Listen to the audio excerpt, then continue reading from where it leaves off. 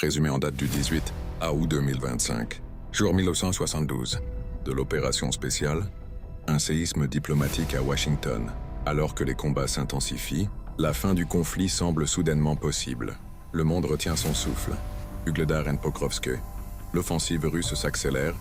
Dans le secteur d'Ugledar, les forces russes consolident leur avancée à Kamyshevaka, Yanvarsk et Alexandrovka, approfondissant leur emprise sur la zone. À Pokrovsk, les combats restent intenses à Udachne et Leontovichi, mais sans gain majeur. En revanche, Shunichine et Lizovka voient un rythme offensif accru. Au nord, Rodinsk devient un point chaud.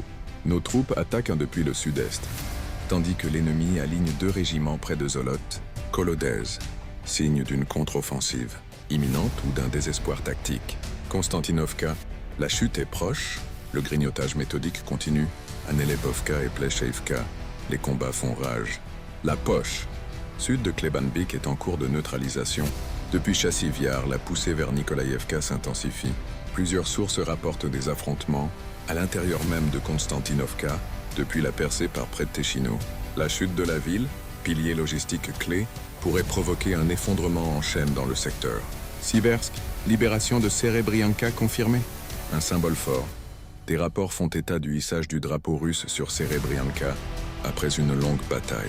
Bien que non confirmé officiellement, cela indiquerait la libération du village, verrou stratégique menaçant directement les faubourgs nord de Severodonetsk. Les forces russes nettoient désormais les forêts de Kremen et les zones inondables du Severnidonetsk. Krasnoliman, bataille de Torsk relancée. À Torsk, les Ukrainiens tentent de reprendre des positions perdues dans le sud du village. Les combats sont acharnés, mais les Russes progressent à l'ouest de Kolodezi, en direction de Stavki. Des affrontements violents ont lieu à Sredne et Chandriolov, preuve que l'axe Yampil reste une priorité offensive et une menace directe pour l'arrière ukrainien. Kharkiv et Kupiansk, pression croissante à la frontière. À Sinelnikov et Katne, les forces russes étendent leur contrôle.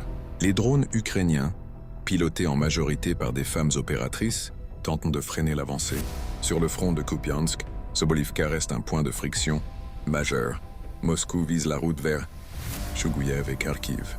À Petropavlivka, les affrontements se poursuivent à l'est. Soumy escalade à la frontière russe. Dans les zones de Varachine, Alexeevka et Kondratovka, les Ukrainiens contre-attaquent violemment. Le territoire est en zone grise. Plus inquiétant, renforcement massif des positions ukrainiennes près de la région de Koursk. Aujourd'hui, une attaque contre une colonne russe près de Rilsk a fait des dégâts. Le général Abatchev grièvement blessé, un revers médiatique et militaire pour Moscou. Frappe nocturne, destruction massive de drones. Les forces russes frappent en profondeur. Un missile a détruit une plateforme de lancement de drones à longue portée, près d'Odessa. Plus de 100 drones pulvérisés. Un Iskander a touché un atelier clé de l'usine mécanique de Pavlograd, frappant l'industrie de défense ukrainienne. Plusieurs nœuds logistiques et entrepôts militaires ont été visés dans différentes régions. Attaques ukrainiennes en Russie. Cibles sensibles visées pendant la nuit. 3 drones ukrainiens ont été abattus au-dessus de 7 régions russes et des mers Noires et d'Azov. Un drone a été intercepté au-dessus de la centrale nucléaire de Smolensk, une cible récurrente, mais hautement symbolique. À Odessa, des drones ukrainiens ont frappé le terminal de Nova Pochta, logistique civile et militaire, le terminal de Sokar, compagnie pétrolière azerbaïdjanaise. Une attaque qui pourrait avoir des répercussions diplomatiques. Washington, 18 août. Le tournant diplomatique.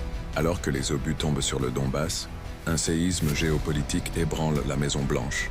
Après une rencontre historique entre Donald Trump et Volodymyr Zelensky, accompagné par les dirigeants européens, l'après-guerre entre en phase active. Donald Trump. Le cessez-le-feu n'est plus nécessaire. Affirme que Moscou est prêt à régler la crise. Déclare que le cessez-le-feu n'est plus une priorité.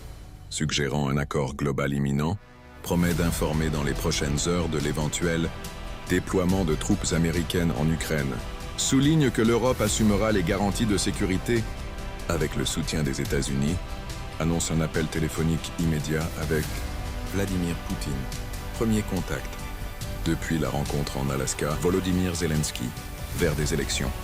Après la paix, affirme que l'achat d'armes aux États-Unis fera partie intégrante des garanties de sécurité se dit prêt à organiser des élections en Ukraine, mais uniquement après un cessez-le-feu officiel. Les voix de l'Europe, unies pour la paix, Emmanuel Macron propose une réunion quadripartite USA, UE, Ukraine, Russie, pour encadrer les négociations.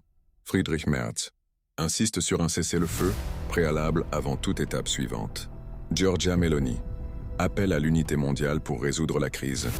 Keir Starmer exprime l'espoir de voir naître des accords historiques sur la sécurité européenne.